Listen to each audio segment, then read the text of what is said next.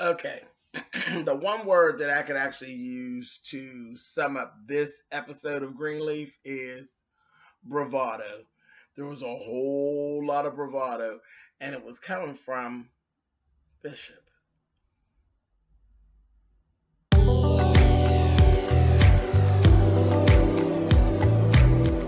And I'm like, come on through, Cookie. I want to put my soapbox. That's basically it. Let's talk about drag and all its forms.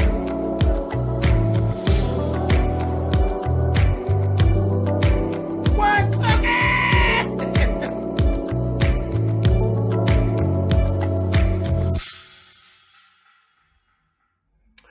okay, guys. This is season 1, episode 5 of Greenleaf. Like I said, bravado. There's a lot of bravado. But before we even get into that, let's talk about the very first thing was that Gigi has actually walked up upon the fact that her daughter, Sophia, has actually been listening to past recordings of Faith. She actually had, and me and that guy doggone Sophia, we hear I'm not the only one that still has a little Walkman to take CDs. She was laying in the bed and she was asleep. And she had been listening to the little CD player, listening to her Aunt Faith, and Gigi walked up on it, and they had a conversation later on. You know, she asked her how long she had been listening, and where did she find them, and all that stuff. But she was listening to Faith, and she was down with it. Maybe listening to Faith will talk that crackish spirit up off of her, honey, because she keep on hanging out with her little cousin. What's her name? Zola, something like that. She keep hanging with Z-Pack, honey, and she gonna be a damn junkie fooling around with her. So maybe listening to her aunt will turn things around. But her mother told her that's fine, go for it. She borrowed one of the CDs, so let me listen to it and I'll return it. So that was cool. Next, let's talk about Bishop and the jet. When I say bravado, they go down and they're talking, having these talks about this here jet. Well, it comes up, there's this jet that they're offering him. The jet actually belonged to someone else that he actually knew, which was another pastor. They weren't able to keep up the payments. He didn't even go no further with it. He's like, oh, that's so-and-so's jet. We done been on that jet. It was him and Mac, Chester the molester. They was in the office together, and he was like, yeah, we've been on that jet before. This, that, together. That's so-and-so's jet, blah, blah, blah, blah. Jumped right in. It was like, I'll take it. I said, oh, stop it, Bishop. Now, that's messy. That's messy. I can see him now. Flying, and you know how people do. Fly on down close to the door so we can wave at him. Some of that old shit. So I said, oh, okay, you're showing the ugly side. Real ugly. So we had that go on. I said, that's the best. Then there was a whole little situation with Deacon Sykes. First lady ends up going over to see Deacon Sykes. Because the bishop, he's like, I don't care that about it. She gone, oh well. She goes over, she goes and talks to her, and you can tell that they've been friends for quite a while. And Deacon Sykes, she know the mess. She know where all the bodies is buried, I believe.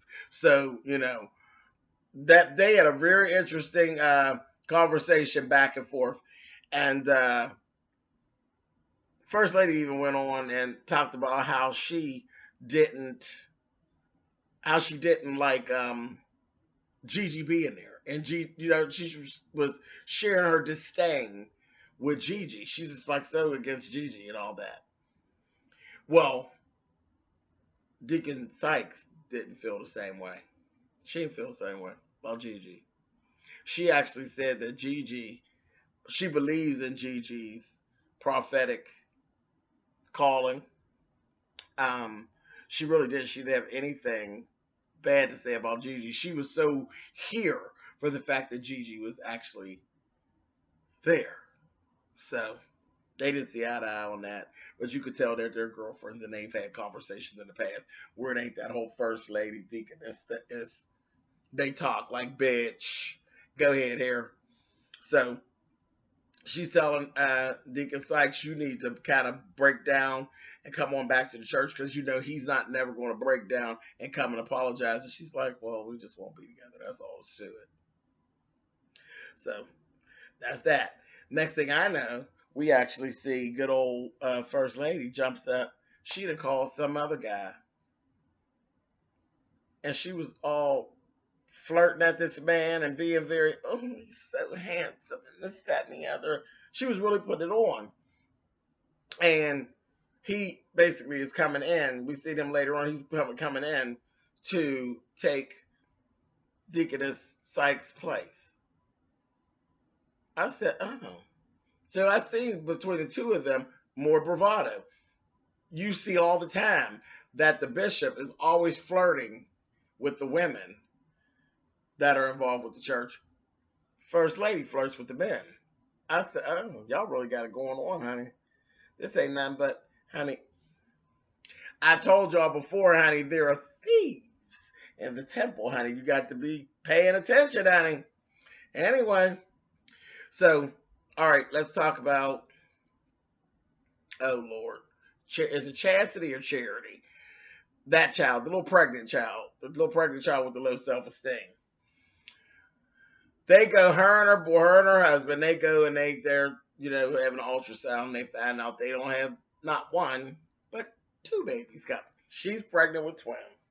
And you just see his face drop like, Lord, not one, but two of them.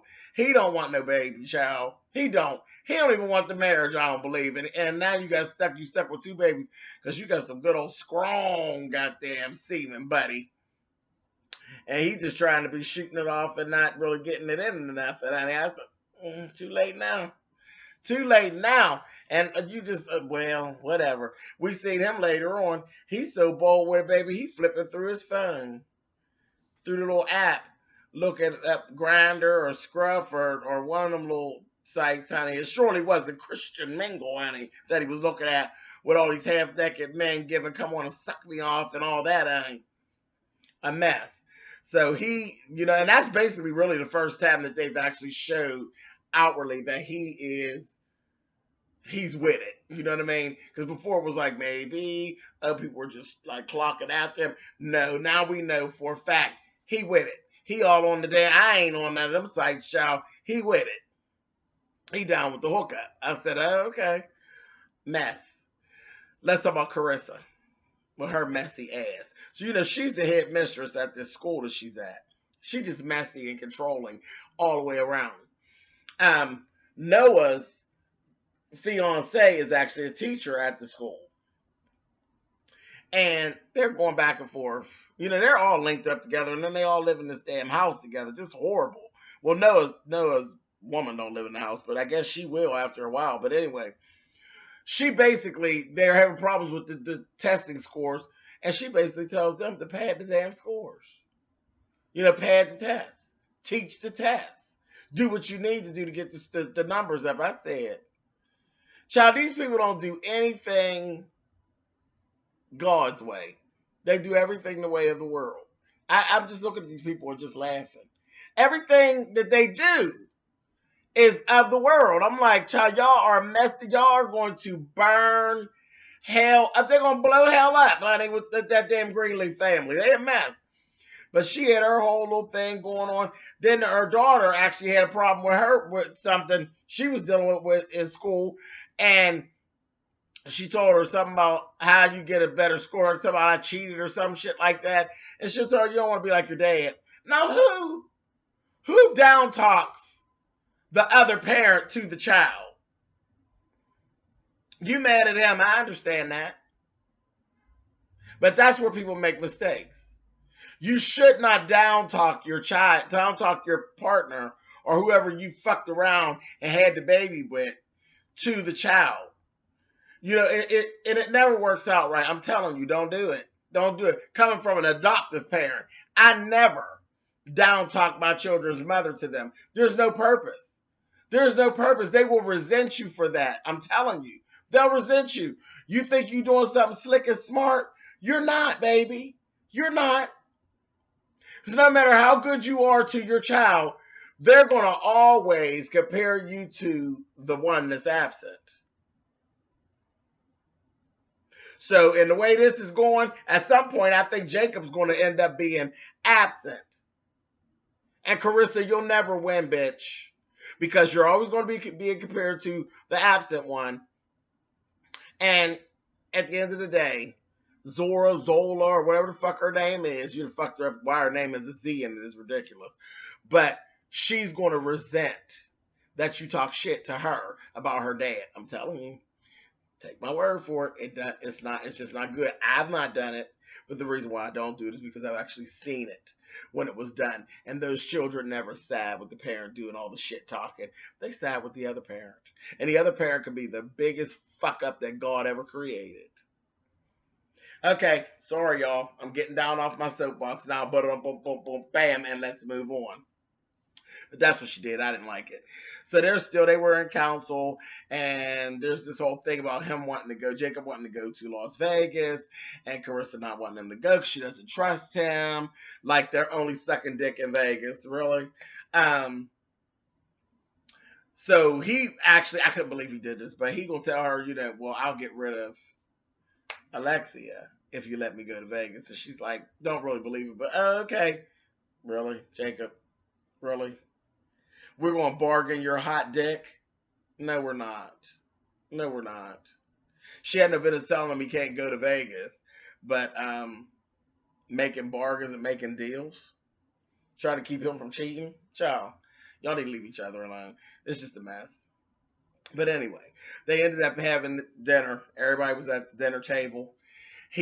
After that, Jacob had actually sent the text message, thought he sent it to Alexia, but he actually sent it to Carissa instead. Carissa done had 2, 3, 5 drinks, honey. And they the drinking goddamn Christians I've ever seen in my life. She had 5, 6 drinks, honey, and she done turned the dinner table out. Here, Kevin and Charity were supposed to be, they were getting ready to give their news of the fact that they're having twins, and they got cut off yet again. See, they're always the cutoff. They're never, whatever they're doing is always not as important as what everybody else is doing. They got cut off because Carissa then slams her goddamn phone on the table and goes off in front of everybody. You texted the wrong person, this, that, thing, the other. And they told her, Carissa ain't the time or the place. She's like, well, excuse me. And it wasn't. It wasn't. Wasn't even the whole family's business. Like, for real. There's too many people in that one house. But that was a whole mess. So she stole and killed their moment. She's like, oh, so what was y'all's news? I was like, oh, you evil bald-headed bitch. She's an evil little bald-headed something, honey.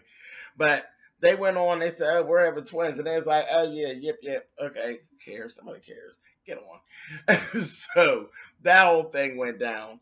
It was a mess. After that, here we go with the bravado again. Pastor Greenleaf, Bishop, he literally fired Alexia and sat Jacob down. Let him know you won't be doing Sunday school, you won't be doing Bible study, you won't be doing anything for 90 days or longer if I choose.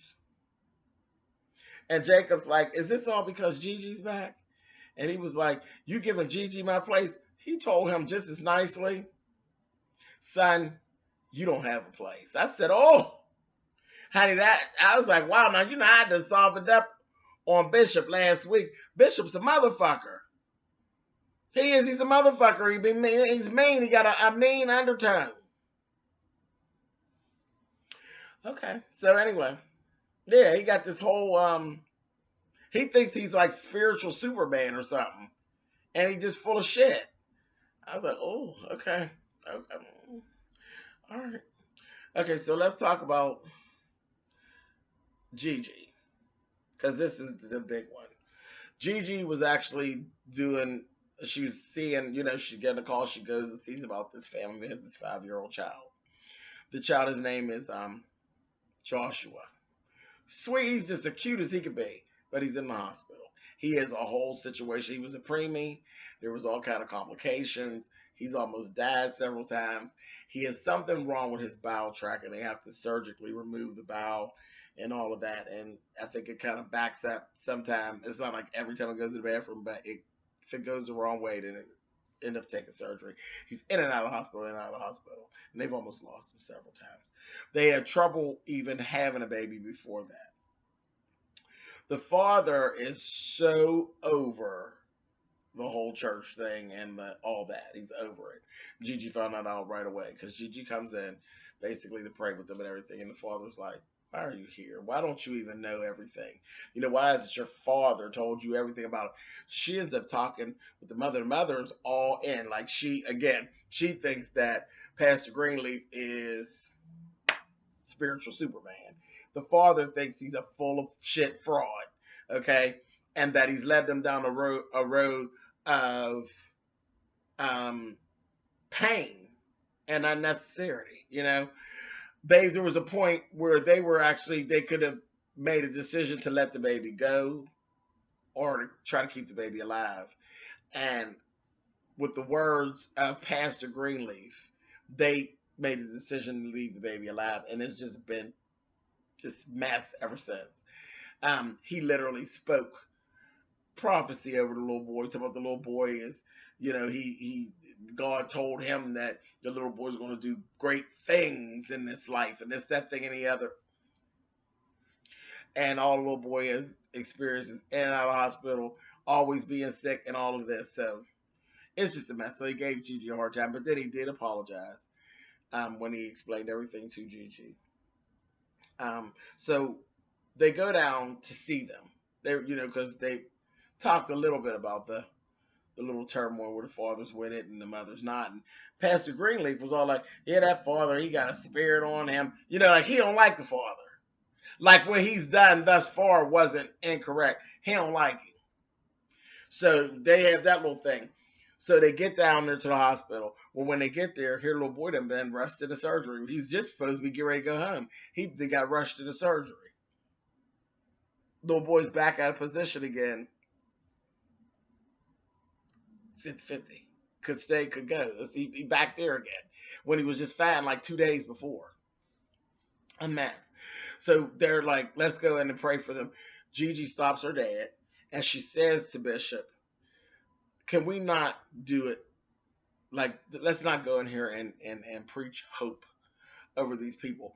Can you preach, let God's will be done? Whatever God chooses, let God's will be done. Because when you preach hope, it hurts. It hurts, the people when this situation is like this. It hurts them. And you can see Pastor Greenleaf's face was like, bitch. You don't tell me what to do, bitch. He was, again, that bravado, like he really feels like nobody could tell him anything. And that's not good. That's not good. That's not good at all. So he goes in there and he told her, I asked God for a word before I open my mouth. Okay, Bishop. Sure you do, honey.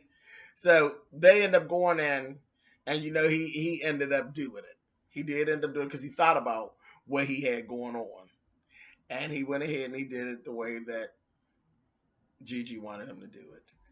They leave out of the hospital. And that's when the mother basically made the decision. Because she came out of her mouth. She was just waiting on Pastor Greenleaf. And she's like, I would rather God just take him home, She been ready. But she listened to Pastor Greenleaf. Spiritual Superman. Anyway, so Gigi and Pastor Greenleaf were in the car. And they go back and forth a little bit. And he tells her, I did what you asked me to do. I keep waiting to see the same little girl who was here, who was preaching, and she's obviously gone. So he's like pissed with Gigi. Because she's experienced the world and she knows that you're basically full of shit. And she doesn't just fall in line. She's too much like you because she has bravado. But we like Gigi's bravado because Gigi's bravado is to get things done and get them done properly. But he likes her bravado when it's outward and it bring money inward and make people love them and love the church. But He don't want her going up against her. He don't want nobody going up against him because he's the man. So they had that little conversation. Then he asked her, I'm in a position since I sat Jacob down. He's trying to talk her into coming back into the pulpit. She really doesn't want to preach. And she had said that to Sophia earlier on, that she don't miss preaching. And she's really not wanting to preach. She's not feeling it. And that preaching is one of those things. If God is not telling you at night that you need to be up there saying what it is that he's telling you to say, you don't need to be up there. And that just brings me to this little saying, and I always thought it was very interesting when they say, I hope I get it right. Some were called, some were sent, and some just got up and went. The ones that just got up and went, you see so many of them. So many of them. And when you run into someone who was actually called to ministry, it's like you know them. They're like a diamond in the rough. You know what I mean? You know them. And when you find that person, you're supposed to stick with them. I got one. My pastor, he's that way. Very much that way. I have no doubt in my mind that he's supposed to be doing exactly what it is he's supposed to be doing. And I could always see it from the time I met him. Even with all the garbage that's around him, I still see him. Like Rihanna, shining bright like a diamond. Child, that's how my pastor is. And like I told him, no matter where as long as you breathe life, as long as you're breathing, I'll be a member wherever you at. Because it's about him.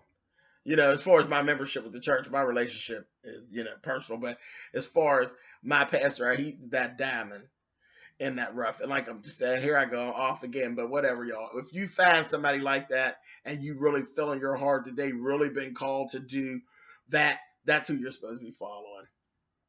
Anyway, so, okay, moving on. Back off my soapbox again, but boom, boom, boom, bam, and let's move on. Okay, so, last thing Gigi had asked her dad, she asked him, why didn't you do what I asked? Why didn't you listen to me? And he's like, what? I just did what you asked me to do. Get down bravado. And she said, no, about faith. When I told you about faith and Uncle Mac, you didn't do anything. And that's when he told her, I did. If you thought, and this was when I was like, oh, that pastor, he's something. When he said, do you think that if I believed that Mac did something that he would even be living? I said, oh, that sounds very bishop-like. But that's what he said. He felt like, he said, when I talked to Faith, she said she was lying. Young girls do that all the time. But she said she was lying and it's ruined everything. He basically was blaming her. Blaming her for everything. For all the turmoil in the family and all of that. I was like, not about you, Pastor Greenleaf. I liked you last week. I ain't liking you this week. We're going to see what happens next week. But I ain't feeling you, Mr. Spiritual Superman, honey.